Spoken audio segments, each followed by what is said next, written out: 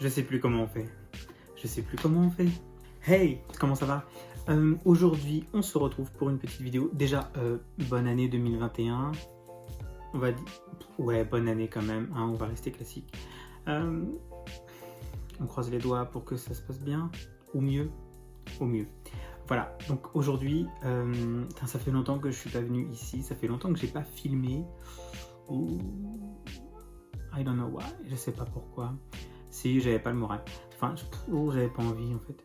Donc, je vais y arriver. Donc aujourd'hui, on se retrouve pour une petite vidéo luxe. Ouais, luxe. Make-up haut de gamme. Est-ce que je suis un petit peu bougie? Je sais. On va commencer. J'ai pas de primer parce que j'ai déjà utilisé mes bases. Enfin, j'ai déjà utilisé mon hydratant et tout. D'ailleurs, je vais vous montrer ça tout de suite. Je vais vous faire un petit point skincare. Alors, vite fait. J'ai acheté il n'y a pas longtemps, parce que je ne sais pas si vous savez, mais depuis le 26 décembre, Fenty Skin est arrivé chez Sephora. Si c'est pas une super nouvelle, bah évidemment j'étais obligé. En plus il y avait un petit code qui passait, donc ça c'était cool. Bref, du coup j'ai pris le nettoyant qui se présente comme ça, qui s'appelle le Total Cleanser, qui est vraiment très bien. Je crois qu'il coûte 23 € et vraiment il est génial. Genre il nettoie bien, la sensation est vraiment super. Il laisse la peau pas sèche, genre juste ce qu'il faut. Enfin comment dire, tu sens que c'est nettoyé, mais ta peau est pas sèche. Ça laisse un côté un petit peu doux. Ça c'est très vraiment j'adore ce produit, je m'en passe plus. Et j'ai également pris la Fat Water. Donc c'est la Fat Water, c'est comme une solution tonique et vraiment très cool. C'est pareil, ça pénètre. C'est un petit peu gras, mais ça pénètre très vite dans la peau. Ça laisse pas de côté gras sur la peau, juste un côté assez lumineux et ça affine les pores. C'est vraiment génial comme produit. Et tous les soirs je mets, enfin presque tous les soirs, je mets cette crème là de chez Beauty Bay. Je la mets pas la journée parce qu'elle est trop grasse, vraiment elle est hyper épaisse, mais si vous avez la peau très déshydratée, ça peut être vraiment très cool. C'est la First Class Rich Moisturizer et elle est vraiment, moi je la trouve vraiment géniale. Je vous la recommande, en plus elle est pas chère. Et j'ai eu à Noël cette crème là, enfin crème gel hydratant, qui est le Fresh Hydration Sorbet Crème Hydra Life de chez Dior, et vraiment c'est du bonheur. Genre, la crème est hyper froide, même sans la mettre au frigo, mais on dirait vraiment qu'elle sort du frigo.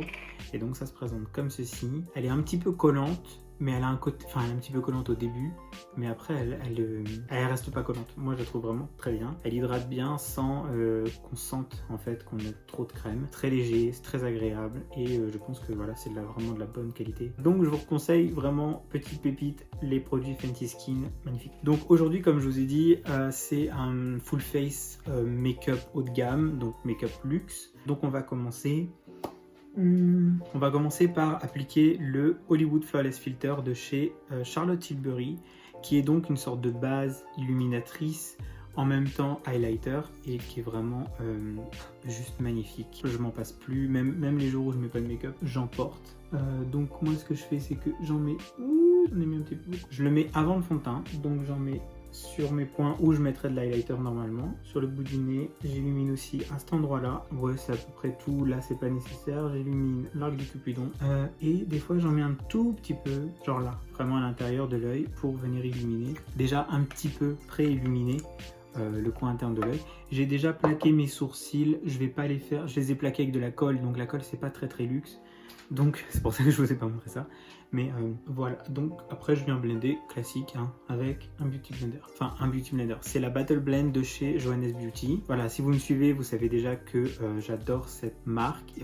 Ils me l'ont envoyé en PR et j'ai également acheté plusieurs produits chez eux. Et vraiment elle est géniale. La première que j'ai depuis plus de 6 mois, elle est toujours nickel. Donc je vous conseille vraiment, elle est à moins de 10 € et elle est géniale. Voilà, donc je pense que vous voyez un petit peu le rendu que ça fait. Je vais passer ensuite à mon fond de teint et je vais utiliser le Dior Backstage. À propos de ce fond de teint là, il est beau, il est léger, mais en même temps il est suffisamment couvrant. Le seul truc, c'est que j'aurais aimé que ce soit une pompe, donc je viens en mettre un petit peu sur le dos de ma main. Qu'est-ce que je fais? J'y vais au pinceau? Non, j'ai plus de pinceau propre pour mon fond de teint. Donc je reprends mon éponge et je vais venir appliquer mon fond de teint. Et donc il a une couvrance, on va dire, moyenne de base, mais on peut quand même construire la couvrance suffisamment pour avoir quelque chose de de très couvrant. Après moi j'avoue qu'en ce moment, je préfère nettement les teints plus légers, plus frais, plus lumineux. Donc voilà pour le fond de teint. Pour ceux qui se demandent, je suis la teinte de N. Voilà. Passons maintenant à l'anti-cerne. Alors c'est pas vraiment du luxe parce que là j'en ai pas, j'ai pas d'anti-cerne de marque genre comme Dior, etc. Mais ça va me permettre de vous montrer à la caméra ce nouvel anti-cerne que j'ai acheté aux dernières journées Gold. C'est du coup le Born This Way Multi-Use Concealer. Il est vraiment très très bien de chez Too Faced. J'aime beaucoup, il est très couvrant, donc moi je vais pas en mettre beaucoup. Je le mets un peu dans le haut de gamme parce qu'on est quand même à 26 ou 27 euros l'anti-cerne. Même s'il y a beaucoup de contenance, on est quand même à presque 30 euros l'anti-cerne, donc pour moi ça commence à faire assez cher. Donc je vais pas en mettre, comme je vous ai dit, hein, j'en mets pas une tonne. Hop, je vais faire ça comme ça.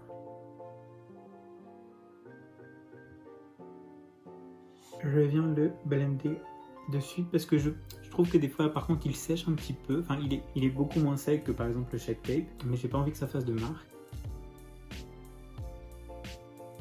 Donc voilà pour l'anti-cerne, et si vous vous demandez, je suis en teinte Snow. Enfin je l'ai pris en teinte Snow, elle est peut-être un petit peu claire, mais au moins elle illumine bien le dessous de l'œil sans faire trop blanc quand même. Donc ensuite on va passer au bronzer, et j'ai un produit, j'adore ce produit.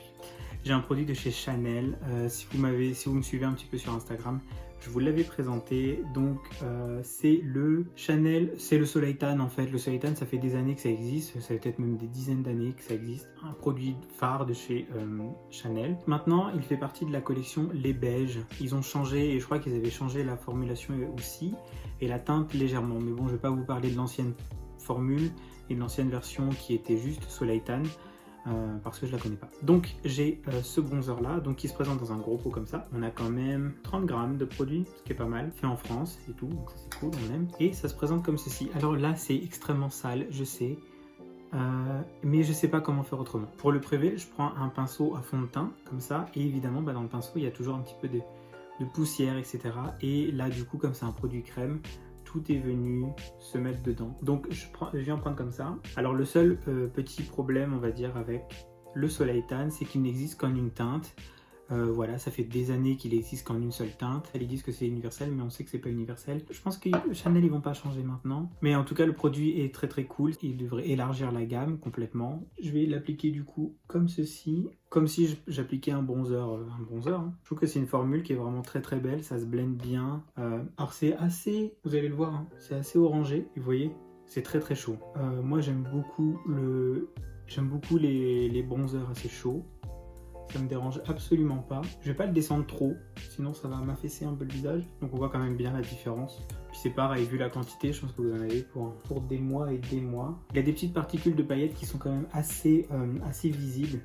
Donc si vous aimez pas ça, je vous le conseille pas forcément. Enfin, je vous le conseille en même temps. Voilà, essayez-le en magasin, parce que c'est quand même un produit qui coûte 43 € plein prix. Après franchement, Chanel, comme c'est pas une marque exclue, donc dès qu'il y a des codes sur Sephora, ça passe dans les réductions, parce que c'est pas exclu. Donc moi je trouve que ça vaut le coup, je sais pas, ça me paraît honnête. Peut-être pas de la désillusion, mais pour moi ça me paraît honnête. Je vais faire sortir la Rich Peach qui est en moi. Du coup, pour fixer un petit peu mon maquillage, même si c'est pas la meilleure pour la fixation, j'ai la Flawless Airbrush Finish en teinte 1 fer de chez Charlotte Tilbury, qui est vraiment génial. Voilà, c'est une petite poudre comme ceci. C'est pas la meilleure en termes de fixation, mais elle est vraiment excellente pour vraiment lisser les pores, donc ça j'aime beaucoup. Donc je prends un pinceau comme ça de chez Morphe et Jaclyn Hill, c'est le JH, je ne sais pas quoi, parce qu'il n'y a plus le numéro, mais excellent pour le dessous des yeux. Alors par contre, oui monsieur, il y en a un qui passe tous les jours avec un énorme 4x4 américain, il fait un bruit d'enfer. En tout cas j'espère que vous allez bien. Honnêtement ça va beaucoup mieux que il y a quelques temps, je suis bien plus serein. Donc je vais passer aux yeux et puis on passera au blush et tout ça après. Je vais fixer mon maquillage avec le All Nighter de chez Urban Decay. On va passer aux yeux du coup. Je vais utiliser ma petite base de chez Fenty parce que je l'aime beaucoup et je la préfère clairement à la P-Louise. Je sais, shocking, mais elle est beaucoup mieux en tout cas pour mes paupières, parce que j'ai les paupières qui sont quand même, vous voyez, qui sont tombantes, et en plus du coup elles sont assez grasses. Et la Fenty est beaucoup mieux parce qu'elle permet... elle-même, elle est assez sèche. En fait, elle sèche très bien et elle est assez collante, qui, je trouve, garantit une tenue des fards quand même plus que bonne. Donc voilà, avec après un pinceau un petit peu comme ça, qui doit être un pinceau anti-cerne, je pense à la base. Je viens toujours blender. Alors, je vais prendre ma poudre de chez Jeffree Star et je vais venir... Vous allez voir, c'est pas du baking. Ça ressemble à du baking, mais c'en est pas... J'en ai presque plus. Mais ça, en même temps, ça fait longtemps que je prends une éponge comme ça. Alors, elle est sale, hein, mais... Ne vous inquiétez pas, je viens juste prélever pas mal de poudre.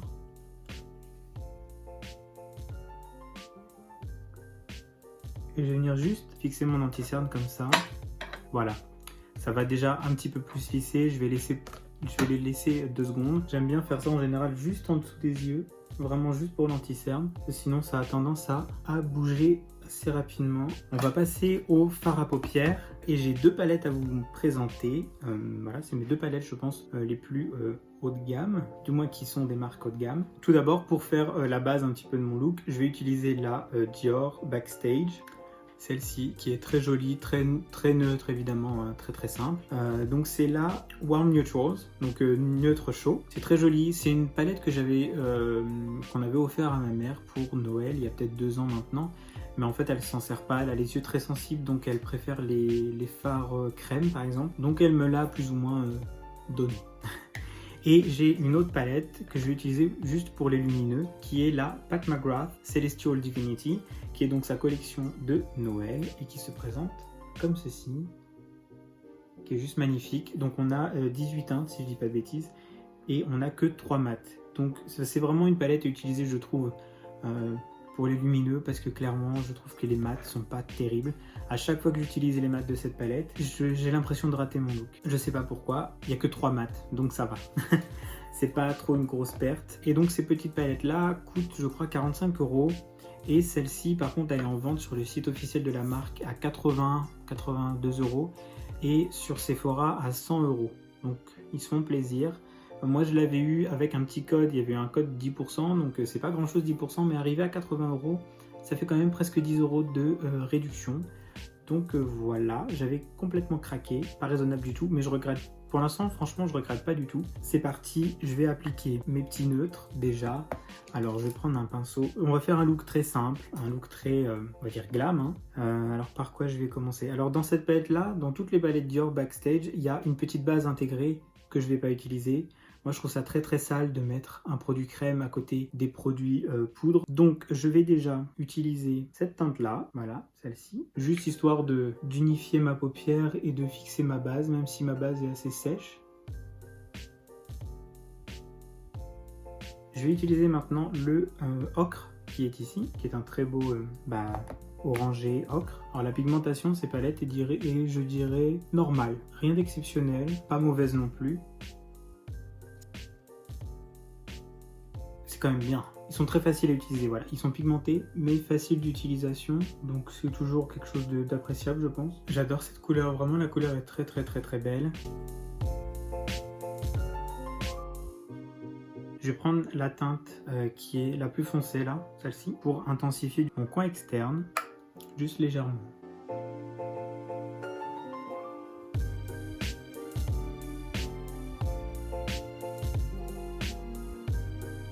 Donc voilà pour la petite palette de chez Dior, je l'aime beaucoup. Je vais passer du coup à la Celestial Divinity. Si vous la connaissez pas, je vous fais un petit récap, vite fait. La Celestial Divinity du coup c'est la collection de Noël de Pat McGrath. Donc voilà, donc ces 6 premiers sont de la collection Star Wars, les 6 derniers également, et les 6 au milieu sont nouveaux et n'ont jamais été faits nulle part. Après moi je m'en fiche si c'est des dupes et des repeats d'autres palettes, c'est ma première Pat McGrath. Donc on va appliquer ça, je vais rester dans le côté assez doré, tout ça, hein. On va pas mettre du violet etc.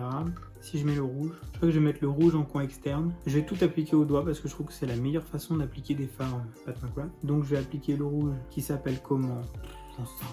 Saturnalia.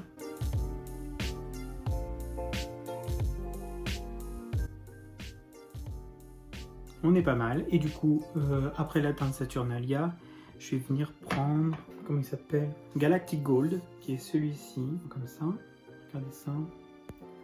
Ça va être sublime parce qu'il est doré, mais il a des petits reflets verts, donc ça va bien complémenter, je pense, le reste du look. Regardez-moi ça.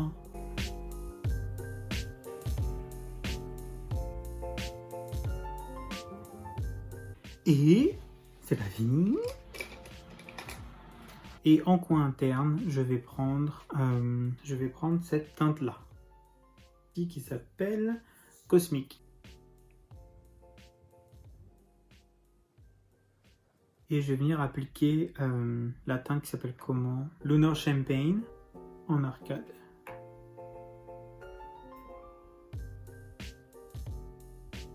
Je vais juste reprendre ma petite palette Dior et je vais faire comme un petit liner très près du ras de cils, donc je reprends ma teinte la plus foncée.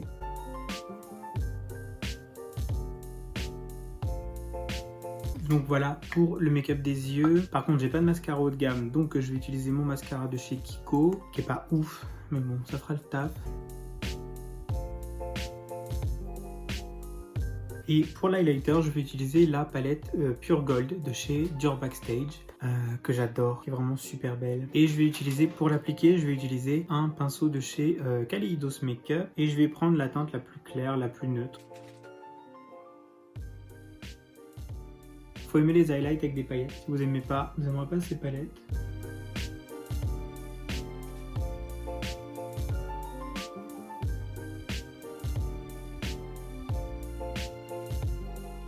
Voilà, je pense qu'on est pas mal. Et donc pour les lèvres, je vais utiliser ça. Ça, c'est un mini échantillon du Pillow Talk de chez Charlotte Tilbury, du coup, qui est vraiment une super jolie couleur. Je l'ai déjà essayé une fois et j'adore la couleur, vraiment.